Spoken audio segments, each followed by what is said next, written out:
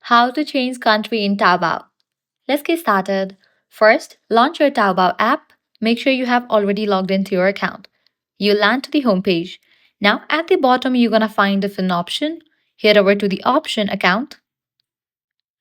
Now, click on the settings icon given at the top right corner. Once you're over here, you're going to find different sections. Under account and security, you'll find the option country and reason. Click on it.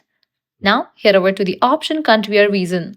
From this page, you can easily change your country. Here, you're gonna find the list of the countries where this Taobao app is available. Just check in for the country that you wanna set for your Taobao account.